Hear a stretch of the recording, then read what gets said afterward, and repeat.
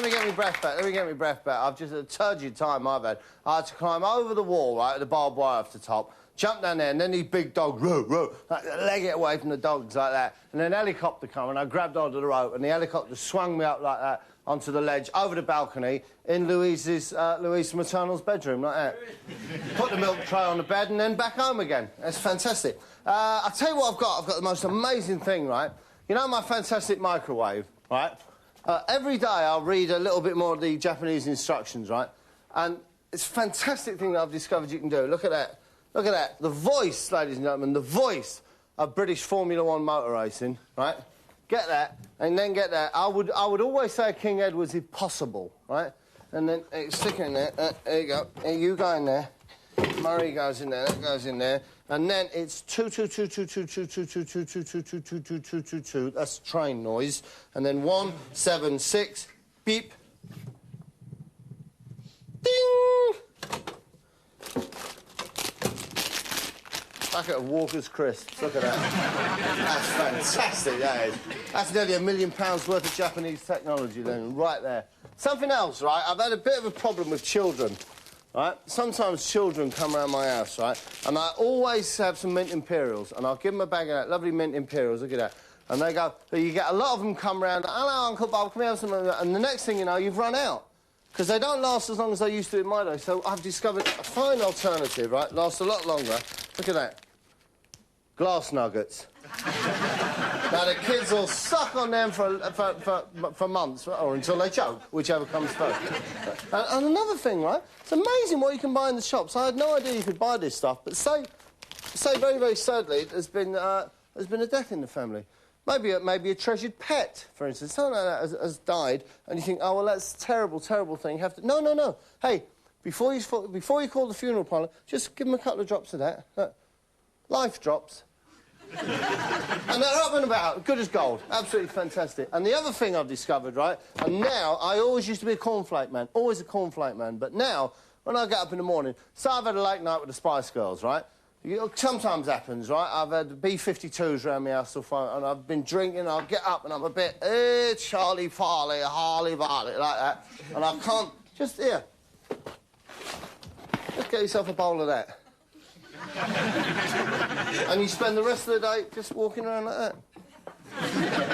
Absolutely perfect. I've got a new job. I'm going to be out of the country for a little while because I've got a new job. Because John Goodman, he's packed in his role, so I'm taking over from him there as Roseanne's husband.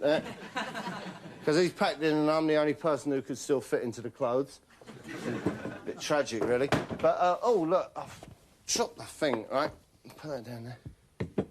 Fantastic, because I wouldn't want to damage that because Roseanne gave me that personally. And if it was found to be damaged, then, you know, I think I would lose her respect. And quite possibly the use of one of my arms as well. But listen, if you're going to be here, I'll hang around for about half an hour and then I've got to shoot off. Because normally, obviously, this time of night, I'd be out and about. It's my Uncle Bernie's house. Don't take the piss, right? You know he got hit on the head about 8 years ago. And since then, right, if you get any of this, right, look, any loose money, can you see that? 20 pences, 10 pence, anything like that. He just freaks out and he goes and hides underneath the table in the kitchen because he's terrified of it. But we're trying to help him, right? And one of the things we're doing, right, is always reminding him. So we've been around his house sort of with a bit of spray paint. And that's the message, Uncle Bernie. It's all right, mate. You can deal with it. Tell you what I'm going to do now. I'm going to welcome back an old friend. It's in a programme that I made lots and lots of years ago, right?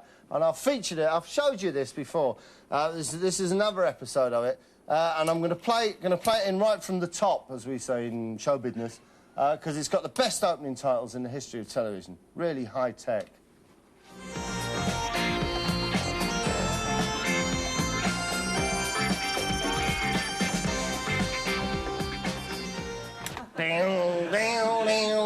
And Top of the Pops nicked that, all right? That was my idea, and Top of the Pops nicked it. It's Colin Welland, and, of course, it's How to Stay Alive. And every week we covered a different, sometimes quite controversial, health subject. Hello, and welcome to the last programme in our series. What do you think these people have got in common? Henry VIII, the painter Van Gogh, the Russian writer Dostoevsky, the composer Schubert, 3 medieval popes, including this fellow, Leo X. And finally, Cleopatra. Well, what have they got in common? They all look like you, Colin.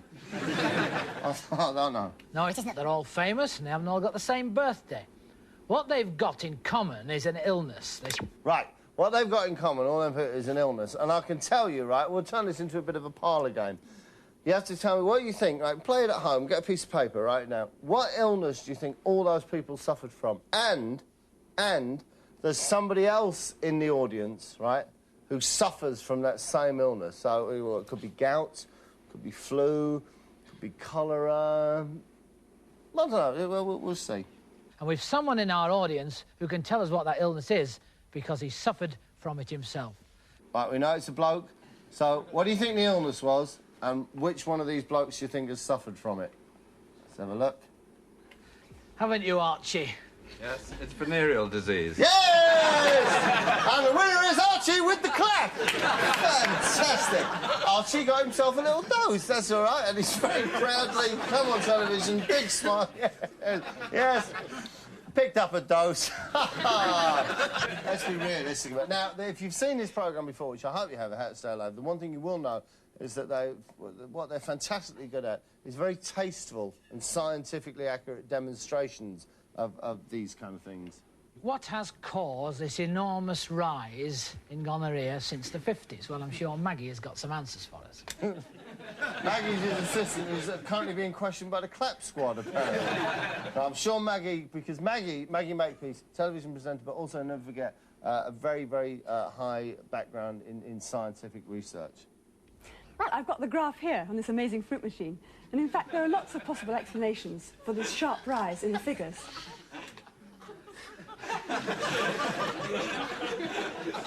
Scientific programme about gonorrhea. I know, lucky steak.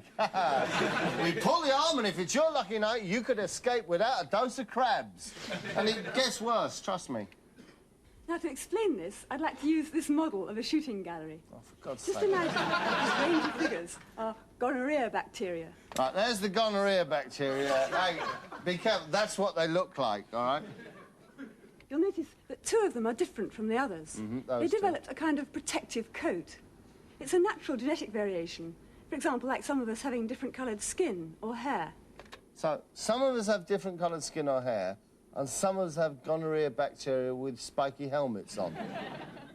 Now, take a low dose of penicillin, which is the drug commonly used against gonorrhea, shoot it at these germs. No, I don't want to argue with you, Doctor, but I don't think that is penicillin. But obviously you know better than me. And what happens? Well, that did the trick. Most of the bacteria are killed, but the penicillin hasn't been able to affect the ones that just naturally happen to have the extra protection. Now, the only bacteria left are slightly resistant ones, and they breed to produce a new generation of bacteria. Now, all of these new bacteria have inherited that slight resistance, but once again, a few have been bred which are even more resistant than the rest. This time, the doctors treat the disease with a larger dose of penicillin. Oh, 2 injections. Great. Now, all the moderately resistant bacteria are destroyed, and only the extra-resistant ones survive. Again, the same thing happens. The extra-resistant bacteria are left to breed. Hang on. They've already got spiky helmets and flak jackets. How on earth could they have any extra resistance, Maggie? And they produce another generation. And here it comes. The next generation of bacteria. This time, some of the new generation of bacteria have developed... Right, now this new generation of bacteria is so strong and so resistant to penicillin, Maggie, there's no way you can possibly get rid of them, surely. super resistance. Try destroying this set of bacteria with an even larger dose of penicillin. First of all, I'll put this on because it's very noisy. Right, here we go.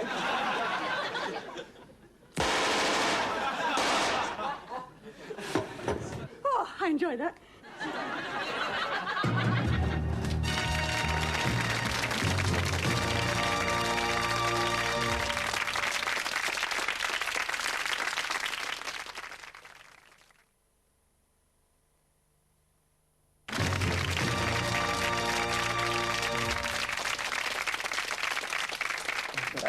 Good morning, Mr. Cummings. Good morning. What seems to be the trouble? I've got a problem with the old fella. The old fella, sorry? Yeah, a bit of a problem with the old plumbing. Plumbing? Got a drippy tap. Oh, penile emission! Oh, you've got penile emission, that's fine. That's no trouble at all. What kind of form's the emission taking, Mr. Cummings? Well, it's white and sticky. White, sticky, a little bit smelly. Yeah. Any headgear at all? Well, there was a German helmet. German helmet. Black jacket? Uh-huh. Thought so. Anything else? Well, some of it was in full riot gear. German helmet, black jacket, full right gear. Well, that's no trouble at all. I think we've got something that can... here we go. I think this will shift it for you pretty much straight away.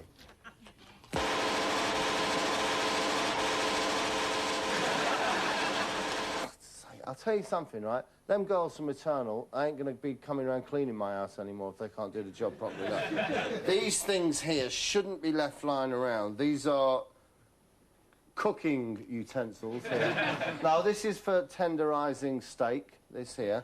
And these here are for flattening vegetables. That's what you do. Get a vegetable there. And this is for stirring soup. Or for wok work, any kind of wok work. But they'll have to be cleared away because they should be kept in the kitchen, those kind of things. Programme now, this is a very, very good friend of mine, very talented young lady who presents a TV programme.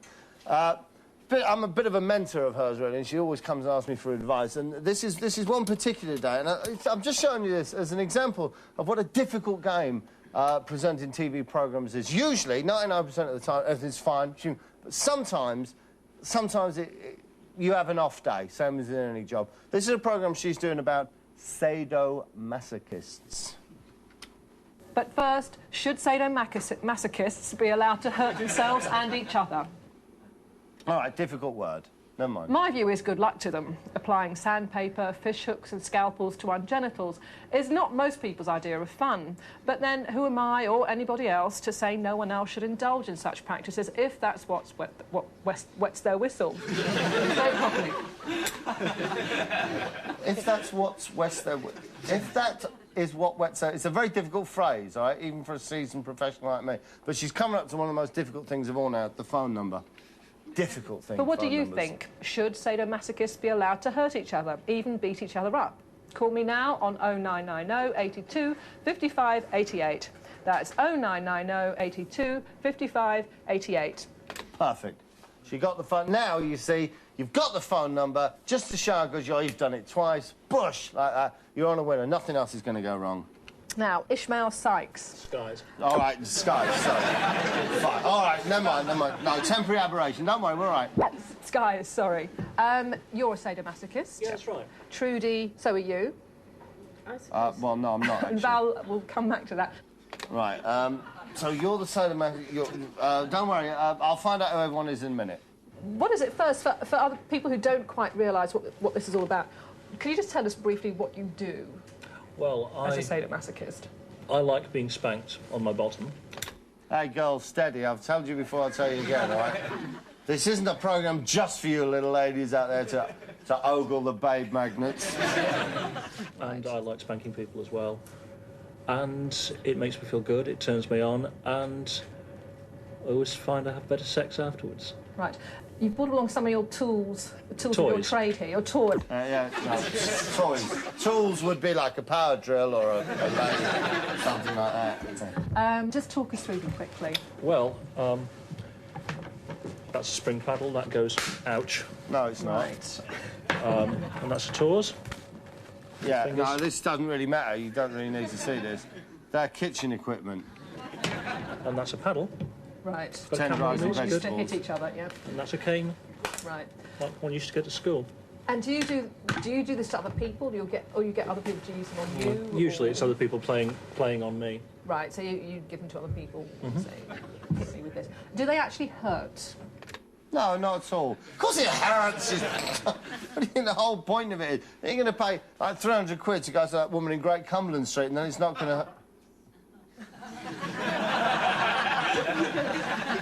Moving on. Yes, Right, in a At first. seriously painful way, or... at first. Val, is this... I'm Trudy. Yeah,